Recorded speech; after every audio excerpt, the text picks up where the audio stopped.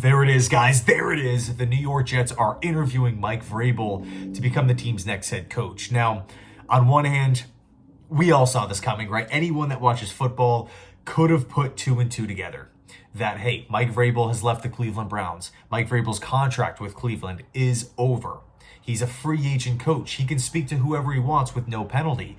And obviously, the New York Jets desperately need a head coach. And Mike Vrabel is also, depending on how you look at it, one or two in the available coaching pool. Again, you can that's kind of a subjective viewpoint. But I think if you were to ask most NFL organizations, most fans out there, they would say, hey, Mike Vrabel's probably going to be in the top three for many of the job openings out there.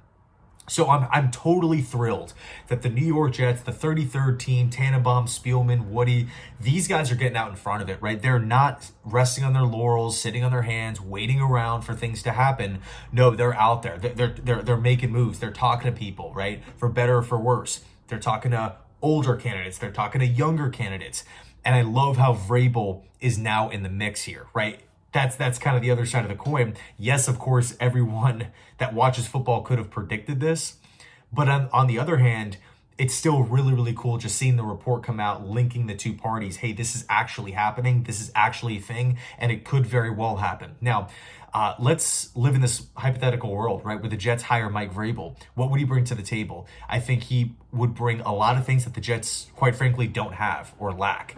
Physicality, toughness, both, again, physically, but also mentally, tough situations, playoff games, how that trickles into games, red zone, fourth down, 2-minute drive before halftime, things of that nature, playing a tough team, not so great weather, must-win situations on the road. Mike Vrabel always has his teams ready to play in those specific scenarios. I think that's just something that the Jets just don't have. I mean, I went to that Buffalo Bills game. It was humiliating. It was, I couldn't even imagine being on the side. Like, it was just a flat out embarrassment. Honestly, it was just a disgrace. Losses like that don't happen to teams that haven't quit, right? I mean, you have guys pointing the finger at their own teammates. You have guys blaming the weather, guys blaming the defense, guys blaming whatever, the route, people falling down. It's just a flat out joke. If Mike Vrabel gets this head coaching job, that stuff, I would assume, gets cleaned up immediately. There's going to be a sense of discipline, accountability, and a standard.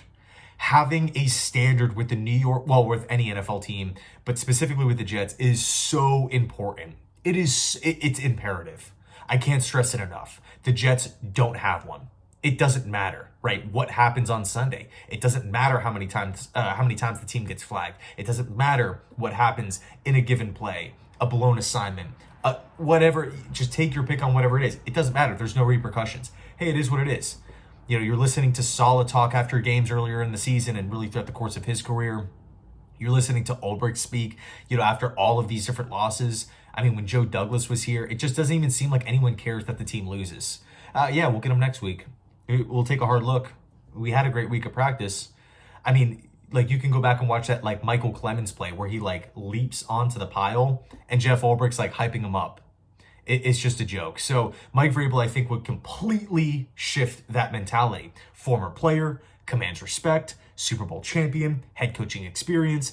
And yes, he's a defensive guy, but one thing I always liked about Mike Vrabel was his ability to put together an offense, and no matter who the OC was, whether it was a Todd Downing, whether it was a Matt LaFleur, whether it was an Arthur Smith, whoever, they all kind of looked similar. No matter who's playing quarterback, Mariota, Tannehill, it was always run the rock, ground and pound, nasty up front with that offensive line, and try to burn down the clock.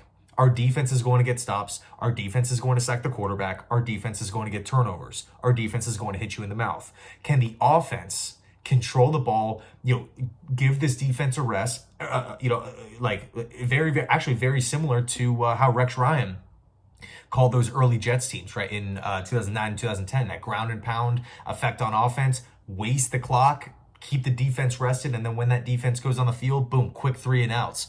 Really, really physical and tough, right? That's really the name of the game with Mike Vrabel football. Now, of course, he did get fired in the end with Tennessee. You kind of felt like when the team started to lose talent, when the team started to get hurt, they just sunk very, very quickly. And how much of the blame goes to the coach, how much of the blame goes to John Robinson, Carthen in that last season. You just felt like once the good players started leaving, again, whether that's through free agency, whether that's through an AJ Brown trade, whether that's through guys getting banged up, right, specifically on the offensive line, like Taylor Lewan and whatnot, they just didn't have the talent, they didn't have the depth, and that was pretty much that.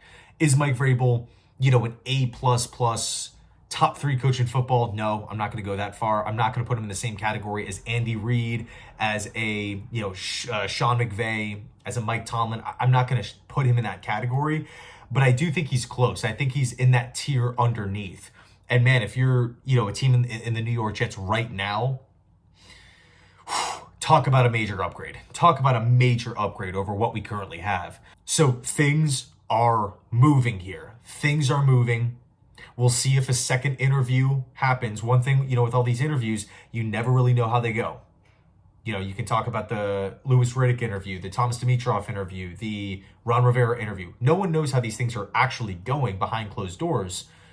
We have to wait until we get more notifications or more reports, whether it's from reporters or from the Jets' social media, that actually put out the Jets are bringing back Mike Vrabel for a second interview. At that point, it's game on, right? There is serious smoke. Now, the last thing I want to end off on, and by the way, I actually meant to keep this video under 2-3 minutes here, but I know it's kind of long. In any case, I do think this point is relevant. I think this interview is very, very much going to be a 50-50 type of thing. I think the Jets are, of course, going to be interviewing Mike Vrabel, seeing if he's up to the challenge of becoming the Jets head coach. But I also think it's going to be Vrabel interviewing the Jets. Why do I say that? Because Vrabel's established. Vrabel's been a head coach before. It's not like he's had 3 different head coaching terms where he's clinging on to dear life, begging to be a head coach in football.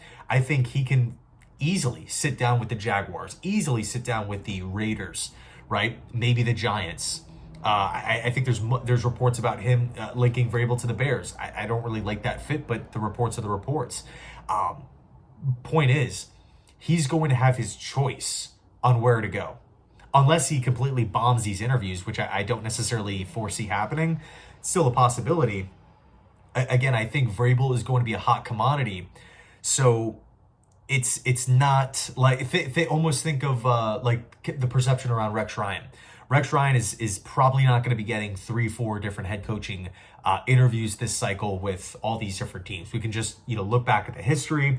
It just feels like the demand for Rex Ryan as a head coach is simply not there.